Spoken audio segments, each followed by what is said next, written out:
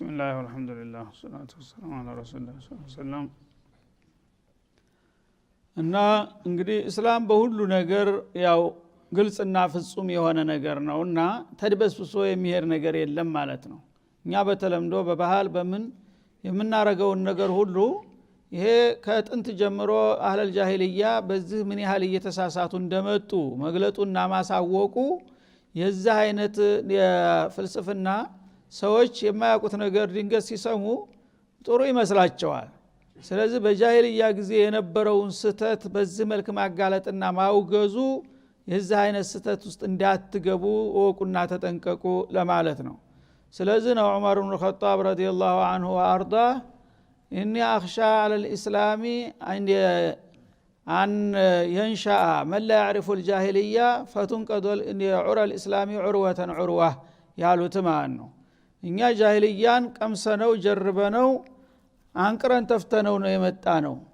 እና ካሁን በኋላ ወደ ጃሂልያ ህይወት ይሄ ትውልድ ይመለሳል ብዬ አልሰጋም አሉ። ለምን ያ አስቀያሚና አሳፋሪ የሆነ ነገር አላህ ተገላገለን በኋላ ከጨለማ ወደ ብርሃን መተናል እንደገና ወደሱ እንሄዳለን ተብሎ አይታሰብም አሉ። ችግሩ ግን አሁን ከእስላም ውስጥ የሚወለዱ ልጆች እንደገና እየዋሉ ያደሩ ያን ጀርባውን አያውቁምና በጃሂልያ የነበሩ ከንቱና ስንኩል አስተሳሰቦች በዘመናዊ ስልጣኔ ሽፋን መልሰው እንዳይመጡ ፈራለሁኝ አሉ። በአሁኑ ጊዜ የምታዩት ነው ማለት ነው። ሁሉ ነገር ከምዕራብና ከምስራቅ የሚመጣው ሁሉ ስልጣኔ ይባላል። ቂጡን ከፍቶ መሄድም ስልጣኔ ነው። እንደ አህያ እንደ ከብት በመንገድ ላይ መሳረሩም ስልጣኔ ነው። ሁሉም ነገር ስልጣኔ ነው። በጃሂልያ እንግዲህ ወትሮ ይሄን ሁሉ ጀርበውት አንቅረው ተፍተውት ስለመጡ እሱ ምንም አያሰጋንም። ግን አሁን ወደፊት አዲሱ ትውልድ በሚመጣ ጊዜ ይሄን ሁሉ ታሪኩን ይረሳል። ልክ አዲስ ፍልስፍና አዲስ ስልጣኔ የፈነጠቀ ይመስለውና የትናንትናው ጃሂልያ አዲስ ሶራ ለብሶ ይመጣል። የዛ ጊዜ ሰዎች በስልጣኔ መልክ ይላበሱታል ብዬ ፈራለሁኝ አሉ። ምን ያህል ጥልቅ አመለካከት የነበራቸው መሆኑን ያሳያል ማለት ነው። አሁን በቃ ማንኛውም ሰው ሌላ ፈረንጁ ሰራው ከተባለ ነውር የሚባል ነገር የለም። እነሱ ካልሰሩት ብቻ ነው ማለት ነው። ይሄ ነገር ሲመጣ ነው እስላም አደጋ ላይ የሚወድቀው ብለው ነበር። እንዳሉትም እየሆነ ነው ማለት ነው። ስለዚህ አላህ Subhanahu Wa Ta'ala እነዚህ ነገሮች ስናያቸው ተራ ነገሮች ይመስላሉ። ይሄን ነገር ለእንዲህ አይነት ብሎ አረደው፣ ለእንዲህ አይነት ብሎ መደበው፣ ገሌን ከለከለው፣ ገሌ ፈቀደለት ምንድነው ያልገባው ሰው? ይሄ ጸረ አቂዳ ነው። አቂዳ የሚዳሽቀው በእንዲህ አይነት ከንቱ ልማዶች ነው። የነዚህ አይነት ከንቱ ልማዶች ሰለባ የሆነ ሰው ቀውስ ውስጥ ነው የሚገባው። የማህበራዊ ቀውስ ይመጣል፣ ኢኮኖሚያዊ ቀውስ ይመጣል፣ እንደገና ፖለቲካዊ ቀውስ ያመጣል። ሁሉ ነገር ሚዛኑን ከለቀቀ ሰዎች ያው መስቀልቅል ውስጥ ነው የሚገቡት ማለት ነው። ስለዚህ ጠፈፍ ያለ ህብረተሰብ እንዲኖር በሁሉም ዘርፍ አንደ ጎጅ ባህሎችን ራሱ እስላምን የተዋጋውን ያህል ማንም የተዋጋ የለም። እና እነዚህ ሁሉ ኋላ ቀር የሆኑ አስተሳሰቦች ናቸውና ሰዎችን እንዳውሬ ያደረጉ ያመጡት። የነዚህ ደግሞ ተጠቃሚዎች አቀንቃኞች ናቸው፣ ሰደናዎች። እነዚህ ነገሮች ሁሉ አስተናጋጆችና ደንባውጮች አሉ ከጀርባ። የነዛ መጠቀሚያ ናቸው። ሰውን ያስተባበሩ በዛ የሚኖሩ ሰዎች ነበሩ እና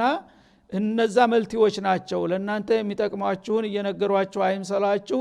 እናንተ ቀጥታ ጌታ የፈጠረላችሁን በልታችሁ ጠጥታችሁ ጌታችሁን ካመሰገናችሁ ከዚህ ሌላ የሚፈልግባችሁ ነገር የለም። በመሐከል ጣልቆ ገብቶ እንዲህ ብታረግ እንደዚህ ይበጃል፣ እንዲህ ካረክ እንደዚህ ታገኛለህ የሚልህ ግን ኪሳው ላቂ አጭበርባሪ ነውና እወቅ፣ ንቃበት ለማለት ነው አላህ Subhanahu Wa Ta'ala።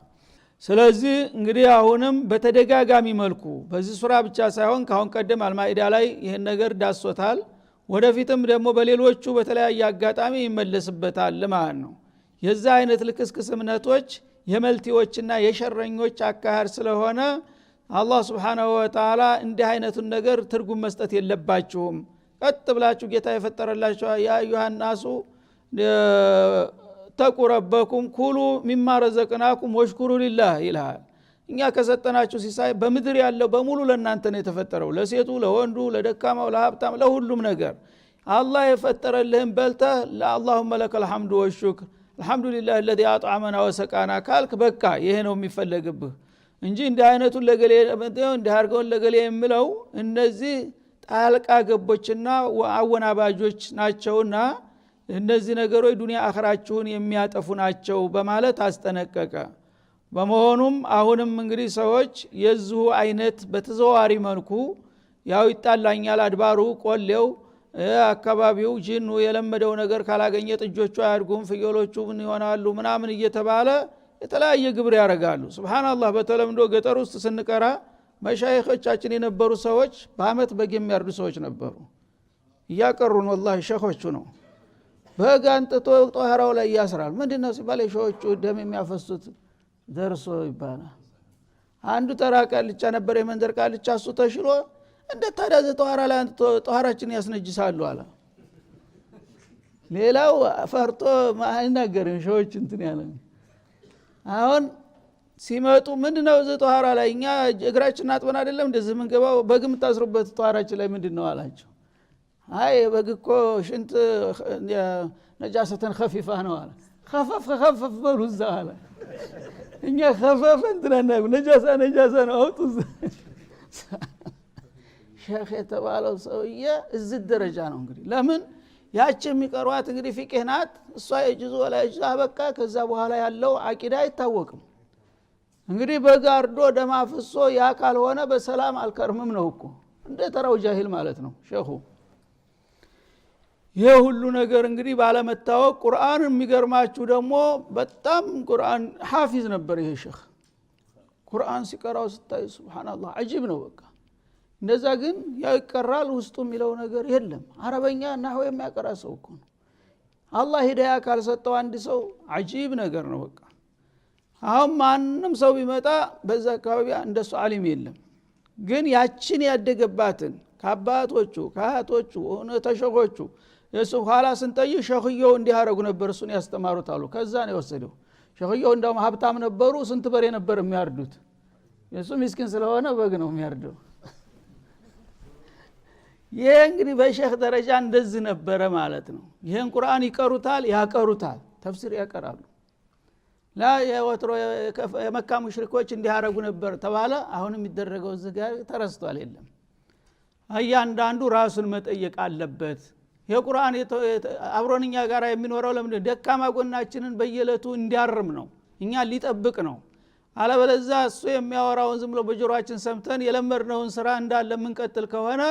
حجة عليك القرآن حجة عليك حجة لك أو عليك ويانت طبقا مسكره ነው يوم القيامه ወይም ደግሞ ማጅራትን ይዞ ጀሃነም ያወርዳል እኔን እያቀራኝ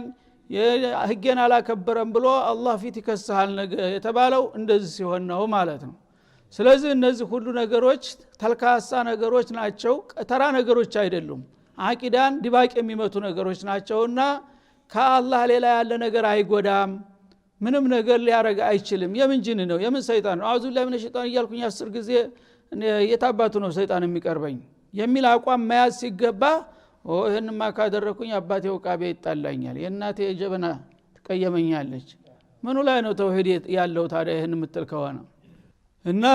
فمن اظلم ممن افترى على الله كذبا እንዲህ አይነት እንግዲህ ብስባሽና ረካሽ ሆኑትን ልማዶችና ባህሎች የሚያራምዱ ሰዎች ዛሊሞች ናቸው ይላል አላህ Subhanahu Wa Ta'ala በአላህ ላይ ውሸትን የሚቀጥፉ አወናባጆች ናቸው ከነዚህ የበለጠ ግፈኛና በደለኛ ከቶ ማን አለ ይላል ለምንድነው ይሄን የሚያረጉት ሊዩዲለና በغير علم ራሳቸው መሰሳት ሳይበቃቸው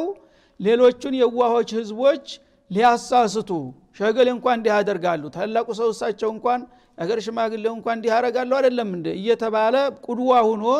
ሰዎችን ሊያጠፋ ነው እንዲህ የሚያደርገው ሰይጣን ነው ከጀርባቸው ያለ ይሄን እንዲያደርጉ የሚኮለኩላቸው ማለት ነው ان الله لا يهدي القوم الظالمين በዚህ መልክ ታዲያ የአላህን ህግ ጥሰው የሰዎችን ደረጃ የሚያመሰቃቅሉ የሆኑ ሰዎች ዛሊሞች ናቸው ዛሊሞች ከሆኑ ደግሞ እንዲህ አይነቶቹን ዛሊሞች አላህ ወደ መዳኛው አቅጣጫ አይመራቸውም ጥፋት ነው የሚጠብቃቸው ሲል ያስጠነቅቃል قل لا اجد فيما اوحي الي محرما ይላል እንግዲህ ባለፉት አያቶች የተለያዩ እንስሳት የተለያዩ አዝሪቶች የተለያዩ አትክልቶች በተለያየ ጣዖት ስም እየተመደቡ ሰዎች መልቲዎችና ብልጣብልጦች እንደሚጠቀሙና የዋሆች ዝም ብለው ለነሱ አባሳይና አገልጋይ ሆነው እንደቀሩ ገልጦ ነበር ያ ነገር መቀጠል ስለሌለበት ምን አለ قل لا اجد فيما اوحي الي محرما እንግዲህ እስከዛሬ እናንተ በተለያየ መልኩ ያልሆነ ነገር ውስጥ ተዘፍቃችሁ ስትመሳቀል ቆይታችኋል አሁን ግን ወደኔ በተወረደልኝ መመሪያ በቁርአኑል አዚም حرام የሆነ ነገር አላ ጣዕሚ يطعمه ማንም ተመጋቢ ሊመገብ ከፈለገ በተመጋቢ ላይ حرام ነው የሚባል መመሪያ አልመጣልኝም ኢላ አን የኩነ መይታ በክት ካልሆነ በስተቀር በላቸው ቁልጭ አድርጎ አስቀመጠው ማለት ነው እንግዲህ አንድ ሰው ሴትም ሆነ ወንድ حرام የሚሆነው በእስላም ምንድነው አንደኛ በክት ከሆነ ነው ሳይታረድ የሞተ እንስሳ እንዳትበሉ ብያለሁ ይሄ ግልጽ ነው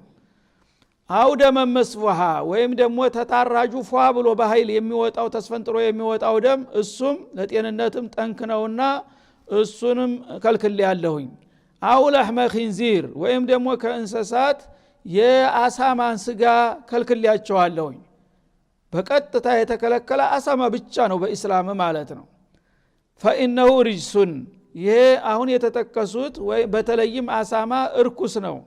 እና ይሄንን ከልክል ያለው እርግጥ አው ፊስቀን ኡሂለ ለገይሪላህ እንደገና አራተኛ ደግሞ ከአላህ ሌላ ያለ ስም ተጠርቶበት በህገ ወጥ መንገድ የታረደ ይላል አየህ አላህ እንግዲህ ስታርድ ማንኛውንም ነገር ቢስሚላህ ብለህ ማረድ ያለብህ ተብለሃል ግን ከአላህ ስም ሌላ ያለ ነገር ተጠርቶበት ከሆነ የታረደው ቢታረድም እንኳን ያው እንደ በክት ነው የሚቆጠረው ማለት ነው እንግዲህ የተለያየ አድባር ቆሌ ምናምን ጂን ዛር የሚያቋድሱ ሰዎች ያንን ነገር የሚያቋድሱትን ስም ጠርተው ነው ለገሌ ተብሎ ነው የሚታረደው ማለት ነው ያ ከሆነ ወንጀል የተሰራበት ነው ሽርክ የተስተናገደበት እርድ ስለሆነ ለገይሪላህ ወሂለ ማለት ሩፊዓ እስሙ ገይሪላህ ያ አላህ ስም ሌላ የሆነ ስም ተጠርቶ የታረደ ከሆነ ያም ተከልክሏል ማለት ነው ይነዚህም የሚከለከሉት ደግሞ በእንትን ጊዜ በምቾት ጊዜ ነው አማራጭ በሚገኝበት ጊዜ ፈመን ጥረ የተቸገረ ግን ገይረ ባጊን ደንበር አልፎ የሚሄድ ሳይሆን ወላ ባጊን ማለት ያንን ምግቡን ከሌላው ተተራ ምግብ የበለጠና የመረጣ አድርጎ ሳይበላ ችግር አስገድዶት ከሆነ የበላው ወላ አዲን ወይም ደግሞ ተጥጋብ በላይ ተሚያስፈልገው በላይ እስካልወሰደ ድረስ ይፈቀድለታል ማለት ነው ማለት ምንድነው አሁን የተጠቀሱት ችግር ነው ሰውየው ራብ ላይ ነው ያለው ሌላ አማራጭ የለውም በክት አገኘ ወይም ደም አገኘ ወይም ለህመል ኺንዚር አገኘ ወይም ደግሞ ከአላህ ስም ውጭ የሆነ ነገር ተጠርቶበት የታረደ አገኘ አሁን ይሄን ነገር ካልበላ በራብ ሊሞት ነው ሰውየው አማራጭ የለም ስለዚህ ገይረ ባጊን አንደኛ ሌላ ተራን ዝቅተኛ ምግብ ካለ ለምሳሌ ቆሎት አለ ቂጣ ካለ ስጋ ይሄንን ነገር መብላት አለብኝ ካለ ባጊ ነው ይሄ ደንበር ዘለል ነው ማለት ነው ምክንያቱም ምግብ ነገር የፈለገውን ነገር ከበላህ ራብ አይገልህም ግን አንድ በቅንጦ ያደገ ሰው ሁሉ ጊዜ የሚበላው ስጋ ነው አሁን እኔ ቆሎ በልቼ ማደር አልችልም ቂጣ በልቼ ማደር አልችልም በክትም ቢሆን ስጋ መብላት አለብኝ ብለህ ከሆነ አይፈቀድልህም ለምን ያንኑ ቆሎውን ከበላህ ራብ አይገልህምና ማለት ነው ወላ አዲን ማለት ደግሞ ያንን የተከለከለውን ነገር በችግር ተገደህ ስትበላ የራብን ስለት የምታበርድበት መጠን ድረስ ነው እንጂ ጠግበህ ብስና እስከምታገሳ ድረስ ደግሞ ማጨቅም የለብህም ማለት ነው የተወሰነ ተበላህ ያው ራቡን አብርደዋል ከዛ በኋላ ሐላል ትፈልጋለህ ማለት ነው በዚህ መልክ ከሆነ ለችግር ሲባል እነዚሁ ራሳቸው እስላም በግልጥ የደነገጋቸው ነገሮች ችግር ሲያስገድድ ይፈቀዳል ለምን የሰው ልጅ መሞት የለበትምና በራብ ማለት ነው ያ ችግሩ ግን የምትከላከልበት መጠን ያህል ነው የሚፈቀድልህ ማለት ነው ወይም ደግሞ ወላ አዲን ማለት በሌላ ቀድሞ የተያዘን ቀምተህ እንዳይሆን ደግሞ በችግር ጊዜ ለምሳሌ በክቱ ራሱ ያጣላል ሰውን ማለት ነው ሁሉም የሚበላው አጥቷል ስለዚህ አንዱ ቀድሞ የያዘውን ሌላው ጉልበተኛ መጥቶ ተቀማው ዙልም ነው ማለት ነው የሰው ገንዘብ ቀማህ ማለት ነው ያ ከሆነ እንደፈረደብኝ እሱ ቀድሟል ታልፈቀደልኝ በቀር አልበላም ብለህ አንተ ሶብር ማድረግ አለብህ እንጂ እኔ ጉልበት አለኝ ብለህ ሌላውን ብትቀማው አሁንም ሌላ ወንጀል ውስጥ ገባ ማለት ነው فإن ربك غفور رحيم ያንተ ጌታ በዚህ አይነት ችግር ተገዶ የተከለከለ ነገር የሚበላን ሰው ችግሩን ያውቅለታልና በዛ ችግር እስከሆነ ድረስ የበላው ምህረተ ሰፊና ሩህሩህ ነውና በወንጀል አይጠይቀውም ሳይቸግርህ ግን እነዚህ ነገሮች እንዳትቀርባቸው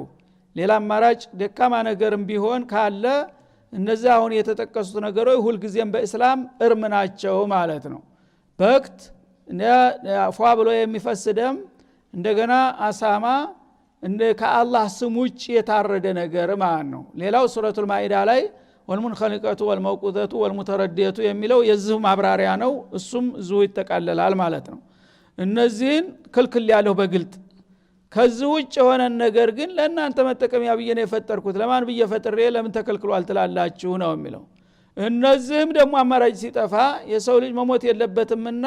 ለዶሩራ الضرورة تبيح المحظورة ችግር ሲጠና ክልክል ይፈቀዳል በሚለው መርህ መሰረት እነዚህም ሌላ አማራጭ ሲጠፋ ይፈቀዱላችኋል እንጂ የት ላይ ነው እኔ ለእናንተ ብዬ ፈጥሬ ታበቃ ይሄ ለእንተ ገሌ አይፈቀድም ለገሌ አይፈቀድም የምትሉት በማለት ያጋልጣል ስለዚህ አላህ Subhanahu Wa Ta'ala አጠቃላይ እንግዲህ በእነዚህ አያቶች ናሙና ነው እየሰጠን ያለው ማለት ነው በጃሂልያ ጊዜ ምን ይሰራ እንደነበረ አሁንም ደግሞ የዛው ረዝራጅ በተለያየ አመለካከት በዶሬ አካባቢ በመቃብር አካባቢ አድባር የሚባሉ አተርሽኝ የሚባሉ ዛፎች ድንጋዮች አሉ በየመንገዱ በአገራችን የሚከበሩ ነገሮች እና እነዚህ ነገሮች በቤት ውስጥ ራሱ ዶሮ እየታረደ የተለያየ ነገር የሲህር ጋር ያያይዙታል ካህና ጋር ያያይዙታል እነዚህ ሁሉ ነገሮች በሙሉ ተውሂድን የሚያዳሽቁ ነገሮች መሆናቸውን ማወቅ ይኖርብናል ማለት ነው ሰዎች ግን ወትሮ የተባለውን ብቻ ከንፈር እየመጠጡ ምን አይነት ጅል ነበሩ እያሉ ዛሬ እንደገና ሌላ አዲስ ጅልነት ውስጥ ነው ያሉት ማለት ነው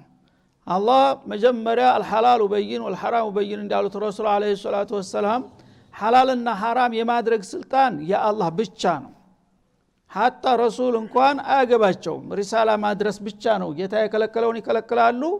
ያዘዘውን የፈቀደውን ይነግራሉ ይፈቅዳሉ ማለት ነው ኢኒ ላ ኡሂሉ ማ ሐረመ አላህ አሉ في صحيح البخاري ጌታ ሐላል ሐራም ያረጋውን ነገር ሐላል ማድረግ አልችልም እና ሙጠብቅ ብቻ ነው የጌታን ትእዛዝ ማስተማር ብቻ ነው እንጂ እኔ ራሴ አላህ ታላቅ ነብይ አድርጎኛልና የፈለኩትን ነገር ባርካለሁ ማለት አልችልም አሉ ሌላው ግን ፍቅራው ጠንቋው ምን ችግር የለም ለዶሮራ ነው አሞሃል አይደለም እንደዚህ ሆኖ አይደለም ምን አለ ለልጆችህ ለቤትህ ሲባል ምናምን ይልሃል ማለት ነው ይህ አይንህ ያየ ገፍቶ ወደ ጀሃነም ይወረውራል ስለዚህ እንዲህ አይነት አካሃድ በጣም አደገኛ ነው አላህ Subhanahu Wa Ta'ala በመንሰራው ነገር ሁሉ በቅርብ ይከታተለናል እነዚህን እንስሳዎች እኛን አክብሮ ነው እንደኛው ነፍስ አላቸው ስጋ አላቸው መኖር ይፈልጉ ነበር ለኛ ጥቅም ብሎ እነሱ እንዲታረዱ ያደርጋል በየጊዜው ፈቅዶ ማለት ነው እንደገና ዙረህ ጌታን በማመስገን ፈንታ በዚህ በገዛ ኒዕማው እሱን ትዋጋዋለህ ማለት ነው ይሄ ለገሌ ጣዖት ይሄ ለገሌ አድባር ይሄ ለገሌ ቆሌ ይሄ ለገሌ ዛር ይሄ ለገሌ ያልክ እንትን የምትለው አላህን መዋጋት ነው ራሱ ማለት ነው እና ይሄንን ከማድረግ መራቅ ይኖርብናል በተሰቦቻችንን ጓደኞቻችንን ተጥቢቀን ይሄን ነገር ተንቢህ ማድረግ ያስፈልጋል ዲህ አይነት ኮከንቱ ለማር ነው ከተውሂድ ጋር አይሄድም እኛ ሙስሊሞች ነን አለይሰ አላሁ ቢካፊን አብደሁ ማንኛውም ነገር ቢቀደርላህ ነው የሚመጣው እኛ አላህን ፈርተን የጌታችን ወደ ጌታ ተጠግተን ከሄርን ምንም የሚያጠቃን ነገር የለም ይሄ ሰይጣን የሚባለው ጠንቋይ የሚባለው ሟርተኛ የሚባለው እኮ የሰይጣን ግሳንግስ ነው ምንም ሊያረጋ አይችልም ብለህ አቋም ከያዝክና በጌታ ተወኩል ተሆንክ ምንም ሊያረጋ አይችልም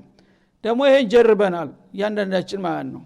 ሁሉም በየቤተሰቦቻችን የተለያዩ ቅራቅንቦች ነበሩ ያን ነገር እንዲቆም ስናደርግ አንድ ነገር የደረሰብን ነገር የለም ግን የሚፈራ ሰው የሚያመነታ ሰው እንዲህ ያረገኝ ይሆናል ምናምን የሚል ሰው ኸያሉ ራሱ በሽታ ይሆንበታል ሰይጣንና ውሻ የሚሸሸውን ነው የሚከተለው ሁሉ ጊዜ ፈሪ ያቃል ውሻ ታቃለ ፈሪዋን እና ጀግና ሰው ኮስተር ብሎ የሚሄድ ሰው ከሆነ እንዲህ ያይዘም ነው የምትልህ ፈራ ተዋነከ ቃቃ ትልብሃለች ኢብሊስ ልክ እንደሷ ነው ቡካታም ሰው የሆነ ያልሆነ ነገር ይጎዳኛል ይመጣብኛል ምናምን የሚል ሰው ከሆነ እሱን አሳዶ ነው ጋማውን የሚይዘው ማለት ነው ስለዚህ ምን አባትክ ታረጋኛለህ ሰይጣን ምን አባክ የምን ቆሌ ነው የምን እንትን ነው ብለህ ጧት አዝካርህን ታረጋለህ ገና ከቤት ሳትወጣ ማለት ነው ፈጅርህን ትሰግዳለህ በወቅቱ አዝካር الصباح ታረጋለህ ቢስሚላህ الذي لا يضر مع اسمه شيء في الارض ولا في السماء አለቀ በሩን ዘጋህበት ምንም ሊያረጋ አይችልም ግን እምነት ይጠይቃል እስቲ ልሞክረው ብለህ አይደለም ማድረግ ያለብህ እርግጠኛ ነኝ ጌታ ያዘዘኝን ከሰራው ፈጅር ጀማዓ ሰግጃ አስካሪ ቀርጬ ተወጣው አንድ ነገር አይደርስብኝም ታልክ والله አይደርስብህም ግን ምናልባት እየፈራህ ከሆነ አይለቅህም ገና ምክንያቱም ሸክ ላይ ነው ኢማን ያለው ማለት ነው እና እነዚህን አይነቶች ነገሮች በደንብ እንድንኖራቸው ነው የሚፈልገው አላህ እንድናነባቸው ብቻ ሳይሆን ያንዳንዱ መጥፎ ልማዶችን እንዴት አድርገን ነው መላቀቅ ያለብን እንዴት ነው መራቅ ያለብን አንዱ ጠንቋይ ነበር የአዲስ አበባ በጣም የታወቀች ጠንቋይ አገሩ ሁሉ እየሄደ የሚጨፍርላት አሁን ሄርናል ወጣቶች ሁለቱንን ሄርንና እስቲ ታወቀች ብለን እኛ ቁጭ ብለን ጀማዓው ውስጥ ገብተን አያተል ኩርሲ እንቀራለን አሉ ኋላ መጣችና በቃ ምትይዘው ምጨብጠው ጠፋባታ ፊት እንግዲህ ስንት ኒዟም ነበረ ስንት ምትጨፍረው ምትለው ነበረ ዘጋታ ድብር አደረጋት ኋላ ብትል ምንም መናገር አልቻለችም አደረ ሰፈር አካባቢ ነው ምንም ማድረግ አልቻለችም የሆነ ነገር ገብቷል ዛሬ እና ጥሩ አይደለም ዛሬ ጀጉ ብላ ወጣ ሄደቻሉ ሱብሃንአላህ ያ ምትቀላምደው ገሌ ተገሌ ቦታ የመጣው እንትን ያልከው እንደዚህ ነው ምናምን የሚባለው ሁሉ ድፍን ምንም ነገር የለም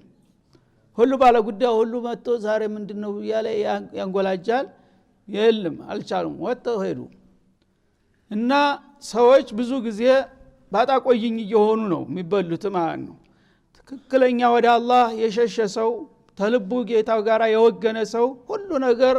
ما من دبة إلا على الله رزقها በሁሉ ነገር ላይ አላህ አኺዙን ቢናሲየቲህ አናቱን ይዞታል ታላህ ቁጥጥር የሚወጣ ምንም ነገር የለም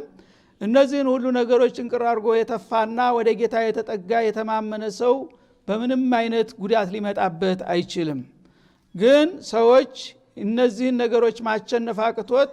በእነዚህ ይጨማለቃል በሌላ በኩል ሶላት ይሰግዳል ጾማለሁኝ ይላል ሲወጣ እንደገና ያፈርሰዋል ሙብጢላቱል እስላም እየተሰራ እንዴት አድርጎ እስላም ሊቀጥል ይችላል እና እነዚህን ሁሉ ነገሮች እንድናውቅና እንድንጸዳ ነው የሚፈልገው አላህ Subhanahu Wa Ta'ala ተምሂስ التوحيد ተውሂድን ማጽዳት የግድ ነው ተውሂዳችን ታልጸዳ ምንም አይነት ዋጋ ልናገኝ አንችልምና የተለያዩ ኋላ ቀርና ጎታች ሆኑ ባህሎችን ተሸክመን መጓዝ የለብንም